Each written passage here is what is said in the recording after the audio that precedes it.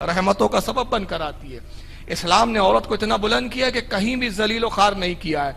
मगर एक बात है यहाँ पर, आज के इस पुरफितन दौर में कुछ लोग नकाब और बुरके को लेकर इस्लाम का मजाक उड़ाने की कोशिश करते हैं।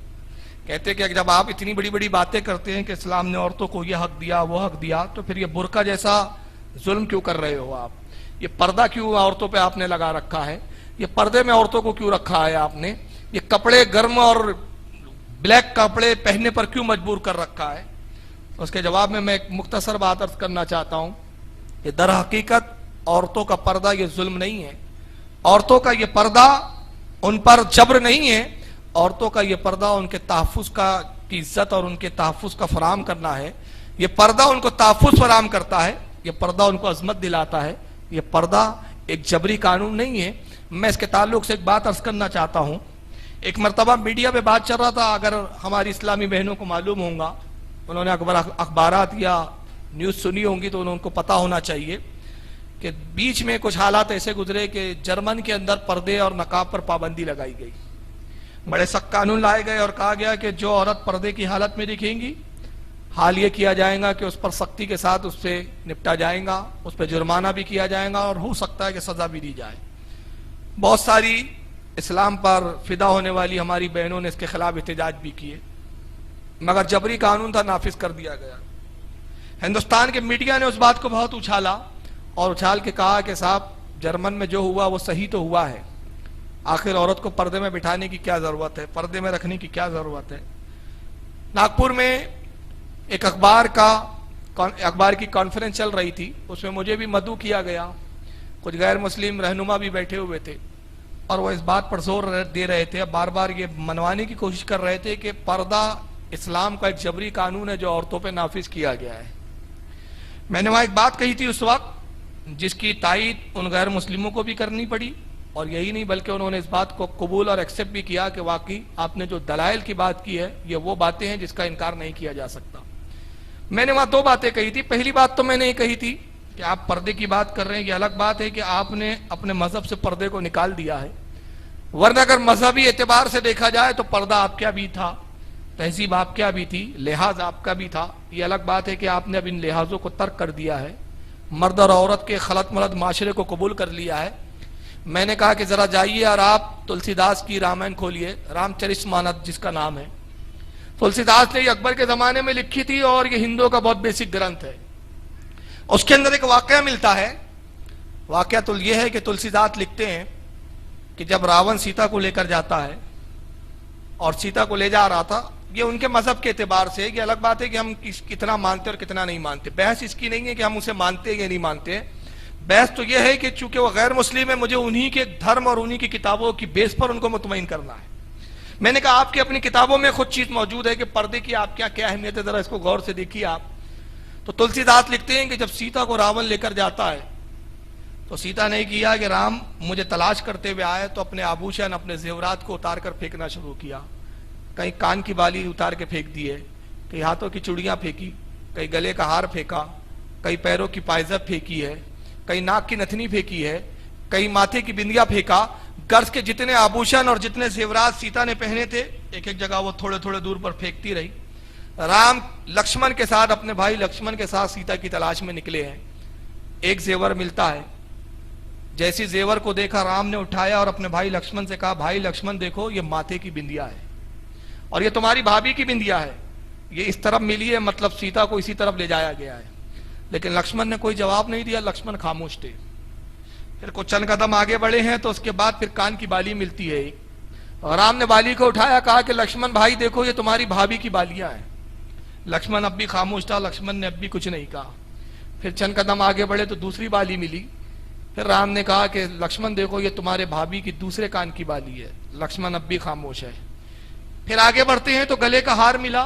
राम ने फिर वही जुमले कहे, भाई लक्ष्मण देखो, ये तुम्हारी भाभी के गले का हार है। लक्ष्मण अब भी खामोश था। फिर आगे बढ़े तो चूड़ियां मिलती है, गर्ज के जेवरात मिलते रहे, और हर जेवर को उठा के राम लक्ष्मण से कहते हैं कि भाई लक्ष्मण देखो, ये तुम्हारे भाभी की जेवरात है, ये चूड़ी है, ये कानों की बालियां है, ये माथे की बिंदिया है, ये नाक की नथनी है। मगर लक्ष्मण खामोश है। मगर जब कुछ आगे बढ़े तो पैरों की एक पायजाब नजर आती है اور پائزب کو جیسی لکشمن نے دیکھا اس سے پہلے کہ رام اس پائزب کو اٹھاتے، لکشمن دوڑ کے جاتا اور جانے کے بعد پائزب کو اٹھا لیا اور اٹھا کے رام سے بے ساختہ کہتا ہے کہ بھائی دیکھو یہ ہمارے بھابھی کی، میری بھابھی کی، آپ کی پتنی کی اور میری بھابھی کی یہ پائزب ہے۔ رام نے دیکھا تو بڑا تعجب سے پوچھا لکشمن بڑی عجیب بات ہے کہ جتنے آبھوشن ملے اسے میں نے پہلے اٹھایا، تم کبھی کسی آبھوشن کو اٹھانے کے لیے آگے نہیں بڑھے۔ میں نے بندیا اٹھا کے کہا کہ تمہاری بھابھی کے، تم خاموش تھے۔ میں نے چوڑی اٹھا کے کہا کہ تمہاری بھابھی کی چوڑیاں ہیں، تم خاموش تھے۔ میں نے کانوں کی بالیوں کے بارے میں کہا، تم خاموش تھے۔ جتنے زیورات مجھے ملے میں نے سب بار ہر مرتبہ یہ کہا کہ یہ تمہاری بھابھی کی اور تم خاموش تھے، مگر جب پیروں کی تم نے پائزب کو دیکھا تو تم نے بے ساختہ اس کو اٹھایا اور بے ساختہ کہا ہے کہ یہ بھابھی کی پائزب ہے۔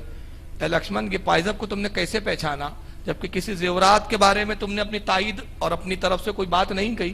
تو لکشمن کہتے بھیا میں ان زیورات کو نہیں پہچانتا اس لیے کہ میں جب بھی بھابھی کے سامنے آیا ہوں تو بھابھی کے چہرے کو میں نے کبھی نہیں دیکھا ہے، میری نگاہ اپنے بھابھی کے قدموں کی طرف رہی ہے، لہذا میں نے جب بھی دیکھا بھابھی کے قدموں کو دیکھا، اس لیے میں پائزیب کو تو پہچانتا ہوں لیکن گلے کی مالا کو نہیں پہچانتا، کان کی بالیوں کو نہیں پہچانتا، ماتھے کی بندیوں کو نہیں پہچانتا۔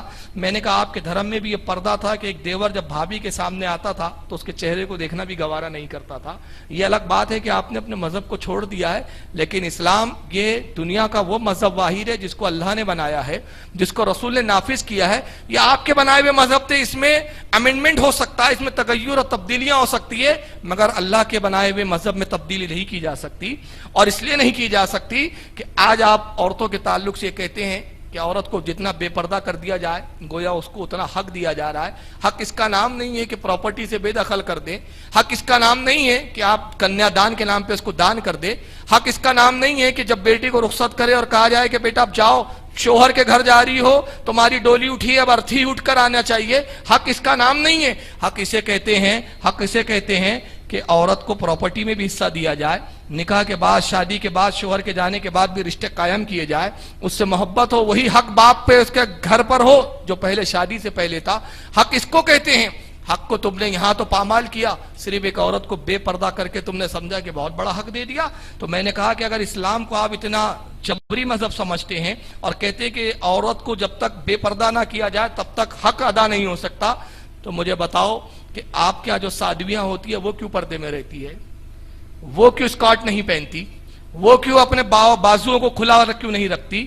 وہ کیوں سروں پہ دوپٹے اور کپڑے اوڑے رہتی ہے؟ وہ کیوں اپنے ہاتھوں کو چھپاتی ہے؟ چرچ میں جائیے تو جو چرچ میں نندے ہوتی ہیں، جو نند ہوتی ہے، وہ گلوس کیوں پہنے ہوتی ہے، سر پہ اسکارف کیوں پہنے ہوتی ہے؟ تو اس میں سے ایک صاحب کہنے لگے کہ دیکھیے وہ اس لیے ہوتی ہے، سب نہیں ہوتی، کچھ مخصوص ہوتی ہے، مخصوص جو ہوتی ہے کچھ نندے بنتی ہیں جو اس سلیقے کے لباس میں ہوتی ہے، سب عورتیں سادھویاں نہیں بنتی، کچھ سادھویاں ہوتی ہے جو اس لباس میں ہوتی ہے۔